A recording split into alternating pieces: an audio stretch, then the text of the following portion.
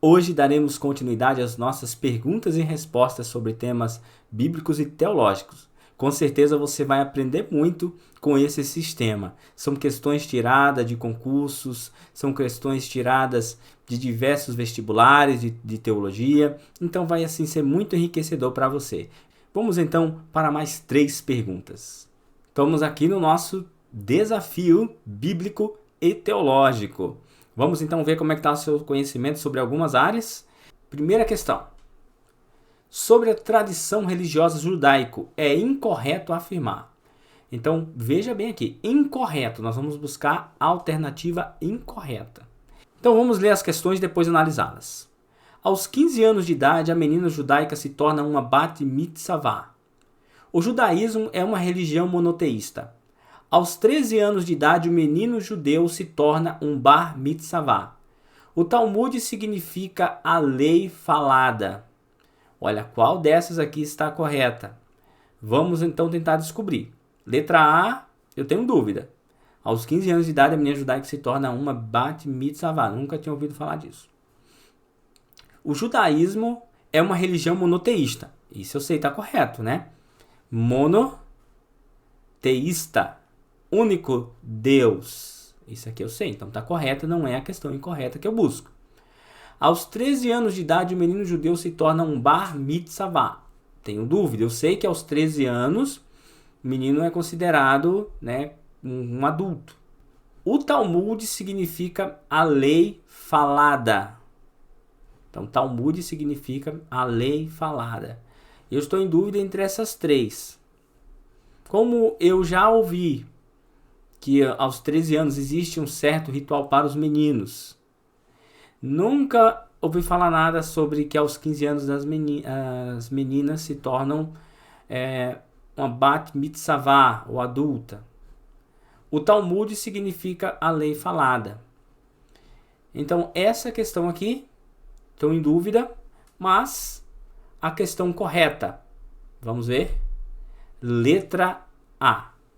Aos 15 anos de idade, a menina judaica se torna uma bat mitzvah. Incorreto. Questão difícil, né? Mas veja, aprendemos um pouco mais sobre a tradição judaica. Aprendemos o quê? Que é uma religião monoteísta, já sabemos. Que o Talmud significa a lei falada.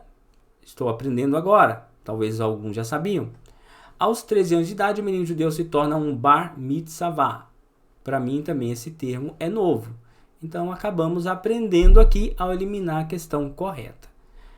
Incorreta. Vamos à próxima questão. Questão 2. No Novo Testamento, os evangelhos sinóticos revelam semelhanças entre eventos relativos ao ministério, morte e ressurreição de Jesus, apresentados por diferentes autores. A esse respeito, olha quanta coisa nós já podemos aqui aprender. No Novo Testamento, estou falando do Novo Testamento, os evangelhos sinóticos. O que são os evangelhos sinóticos? São os evangelhos semelhantes.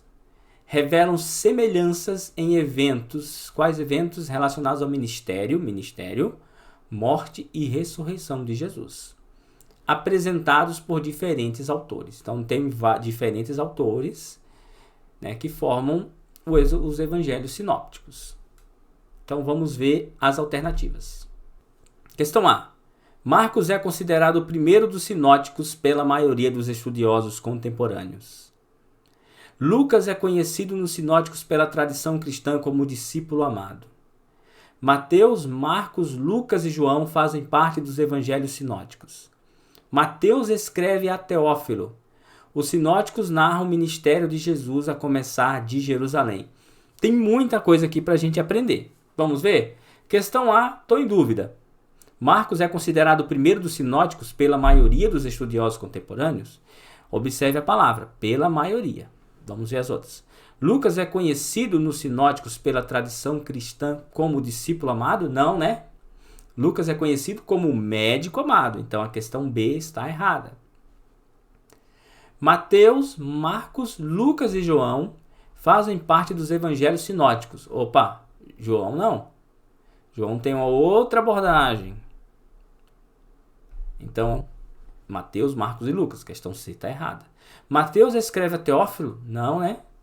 Quem escreveu a Teófilo foi Lucas, né? Lucas escreveu a Teófilo, então a questão D está errada. Os sinóticos narram o ministério de Jesus a começar de Jerusalém? Não. O ministério de Jesus começou na Galileia, não foi em Jerusalém. Então, sobra para a gente a questão A. Marcos é considerado o primeiro dos sinóticos, o primeiro livro a ter sido escrito.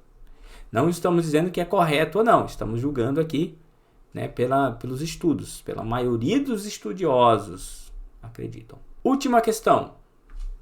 Considerando o Antigo Testamento, é incorreto afirmar. Incorreto. Veja a palavrinha aqui, incorreto. Vamos ver. Os 5 livros de Moisés são conhecidos como o Pentateuco. O Antigo Testamento relata o cumprimento do plano de Deus.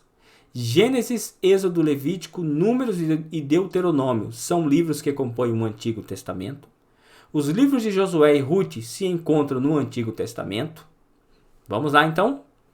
Lembrando que vamos tentar descobrir o que está incorreto sobre o Antigo Testamento. Os 5 livros de Moisés são conhecidos como o Pentateuco? Os 5 livros de Moisés são conhecidos como Pentateuco? Sim. Penta vem de 5. O Antigo Testamento relata o cumprimento do plano de Deus? Estou em dúvida. Gênesis, Êxodo, Levítico, Números e Deuteronômio são livros que compõem o Antigo Testamento? Todos esses são no Antigo Testamento, nenhum desses é do Novo. Todos estão no Antigo Testamento, correto? Então, A está correta, C está correta. Os livros de Josué e Ruth se encontram no Antigo Testamento? Sim, Josué e Ruth estão no Antigo Testamento, são conhecidos como livros históricos. Então, sobrou para a gente o que está incorreto. O Antigo Testamento relata o cumprimento do plano de Deus? Não, sabemos que o Novo Testamento relata o cumprimento do plano de Deus para a salvação da humanidade, de uma perspectiva cristã. Então, questão correta, que na verdade é incorreta, é a letra B, tá bom? Quero muito saber se você está gostando dessa playlist de questões da Bíblia. Quero saber se você está aprendendo alguma coisa. Comente ali, não está legal, não está legal, que bom, para que nós possamos continuar produzindo mais vídeos como esse. Até mais então, te vejo aí nos nossos próximos vídeos, vem muita coisa boa por aí. Até mais.